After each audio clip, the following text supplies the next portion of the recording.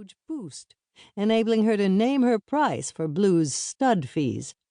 In her present financial situation, a good year would go a long way toward getting her ranch out of the red.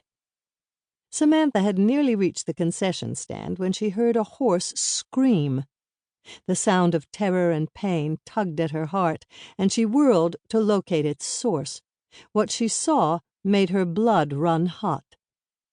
A stout, middle-aged man in flashy Western-style clothing was trying to load a sorrel gelding into a transport trailer. The animal was balking, and its owner was beating it with the long handle of a lunge whip. Samantha couldn't bear to see an animal mistreated. With purposeful strides, she advanced on the horse trailer, the heels of her riding boots digging deep into the sawdust. As she drew close, she realized the man was intoxicated. Each time he swung his arm, he staggered and almost fell from the loading ramp. A group of onlookers had already gathered around the trailer. From the corner of her eye, Samantha saw several able-bodied men just standing there. Why?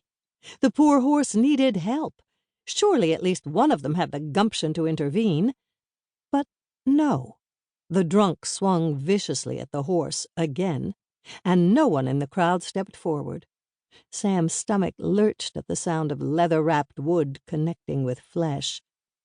"Hey!" she called out. "What do you think you're doing?" The man didn't seem to hear her. Samantha saw blood glistening darkly above the horse's eye. There was another gash on its nose. Furious, she jerked her cell phone from her belt and started to dial 911 as she closed the remaining distance to the ramp. Before she could finish punching in the numbers, the device was swatted from her hand. Stunned, she looked up to find the drunk looming over her, his bloodshot brown eyes sparking with anger. "You fixin' to call the cops, lady?"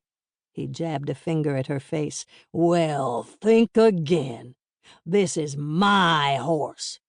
He raised a massive fist to display the reins clasped in his thick fingers. "I'll beat some manners into him if I want. It's none of your damned business." The sorrel tried to back away, but stopped short when the reins pulled taut. That told Samantha that it wasn't the animal with a behavior problem.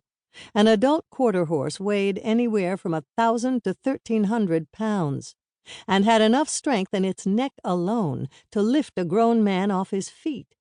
Instead of fighting back, this poor gelding stood obediently, waiting to endure more blows. Samantha had no idea why the animal refused to enter the trailer, but judging from what she'd seen, she guessed that it was mostly the man's fault. In that moment, Samantha felt a kinship with the horse that others might never understand.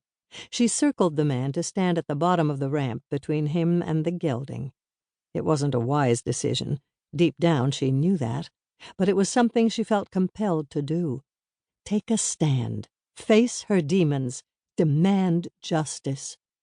There had been a time when she'd waited too long to do any of those things, and she'd learned the hard way that sometimes it was better to act rashly than do nothing at all. The metallic taste of fear coated Samantha's tongue as she faced the drunk. He outweighed her by well over 100 pounds, and there was a wild look in his eyes. In the not-so-distant past, she had faced another man with brutal fists, and learned that she needed more than anger as an equalizer. Even so, she held her ground. "The abuse of an animal is everyone's business," she managed to say evenly.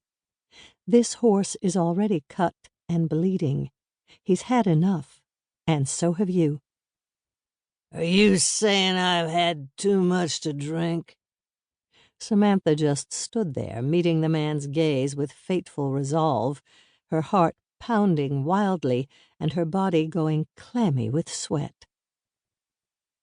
That was how Tucker Coulter first saw her, standing toe-to-toe with a man twice her size. While volunteering as an on-site rodeo veterinarian these last 3 days, he had seen so many women in skin-tight